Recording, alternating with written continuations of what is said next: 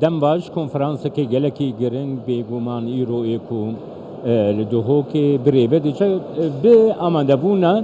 هجمار گلک زیده یا بشتاران 11 ولاتان بشتاری گود دی کنفرانس ده هیا کنفرانس زانستی یا ازدیان کو یکم کنفرانس زانستی بو ازدیان کو بریبه دیچه یک شه اندام آمده کار ایوی کنفرانسی جعفر سمو میوانی منه سلاو ده که جعفر که جعفر دست فکر ده yani Armanca konferansı bizanı bimçiye. بله گرک سپاس بو 24 رومالاوانا بردام و هاریکاران گلوی کنفرانسی کنفرانس زانستیه یه بنگه هلالش زانکویا دهوکی آرمانجی او پتر ناس کرنا اولا ازدیاتی بزمانه کی زانستی و چندین وکولین جدا جدا در حقیقی کنفرانسی ده از باز کمی 11 ولاتان جی بشاری هیا اوروبی و عربی و عراقی جی زدباری چندین باجرات عراقی خوب خوشی بجدارن يعني حمي كنا رجيانا ازيانا وكولين هاتي لكن براستيجي وتشتي قالك كيف ما هاتي براستيجي او عندك دولات هبون عندك نبيسكارن درفا هبون ابي دجمنه كردان تاريخ ازيا بروفاجي هادبون فيساندن اف كونفرنسا يبدا سبب هندكو تاريخ ازيان وكو خو كاتشب درد سري ومالويران كرم سري هاتيا كاتشاوا ازدي مراتكي خودي بريسا ايكانيا خودي بريسا الحمو كناري جانا ازياتي دا اف كونفرنسا يعني انجام في كونفرنسي كي جعفر مثلا داستان اف قيده وداستان اف دولتي د جيكاري كارغريه كي چاوا بك من فهم نكر باش بسيارته انجام في كونفرنسي انجام في يعني دكارن كارغريه كي چاوا د استان نافقي وناف دولتي د جيب سيدي برس طبعا اف كونفرنسا اهميتها ويت كي دريده كان خالك الاكجي لجنه كتايبت هاتش آماده كرن بو توصياتا بو راسباردي الكونفرنسي وملبرة اف توصياتا جي شويكي فرمي بين بلند كرن بو حكومة هريما كردستاني بو حكومة عراقي والحميد زمانات جي براسي جي ما جرينجيدا جانبي لغوية جي جانبي زمانية جي جرينجا ويتند ده براسي جي حتى بري سالان نوتو ايكي وبري ازاديا كردستاني دجمني ما تاريخها مدنس الحمد لله إيرو بسياسة حكومة كردستاني وكونفرنسا إيرو جنابي تبخوجي تدا حاضر باشترين بلقى بشتفانيا راستو خو جنابي سروكي حكومتي كاك مسؤول بارزانية بل أويك مثلا مثلا جرينجي بيدانا كونفرنسي اشترى بيجم ناسنامه ازدیا جیانا ازدیا جغرافیا ازدیا طيب تيجي دانا كرمك نافا كونفرنسي دا چهار توار ام پیش توارت رئیسی بخو فکرتینا ازدیاتی وک دین وک کلتور وک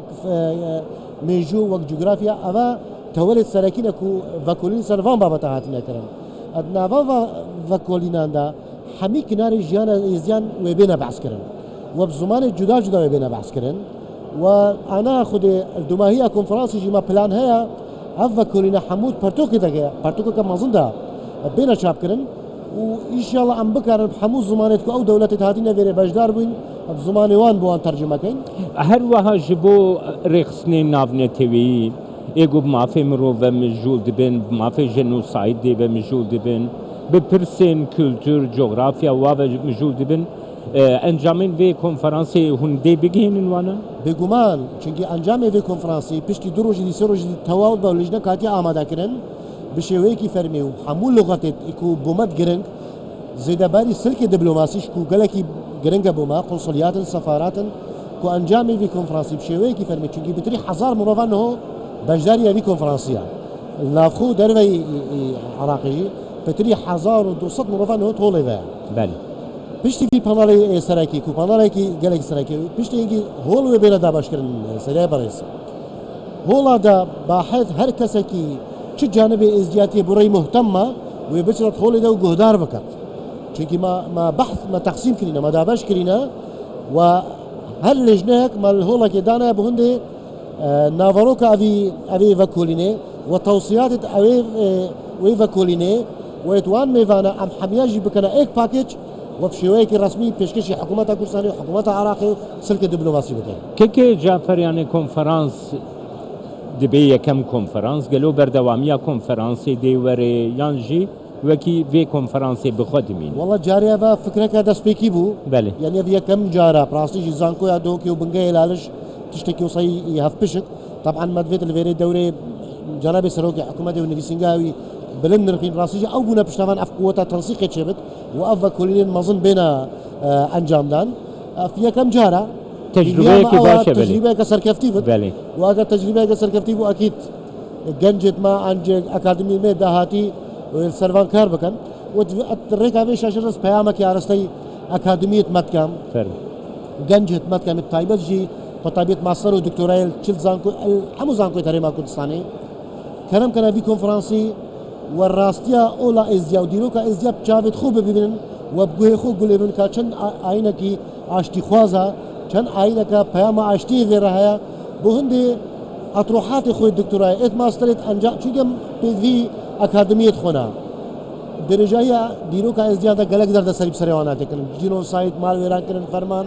همیجی بر او ديرو کا برو واجه سر حقیقت ازدیانات نبی ساندن ان شاء الله اف کنفرانس و بتسبب هندي اكاديميه ما بين سر راستيا اولا ازدیا بالمثل بهندي بزارن چن آینه کی يعني امكارن بيجن كو ناسينا راستيا لسر ازديان شكاريش بو چاره سريه جي ببي علي كارك زيده درس اوا كب زمانك زانستي اكاديمي ازدياتي في كونفرنسي و بتناس کرد گلک سپاس بوده که جعفر سیموز میبانی ما بود سپاس گلک سپاس بو کردستان 24 سپاس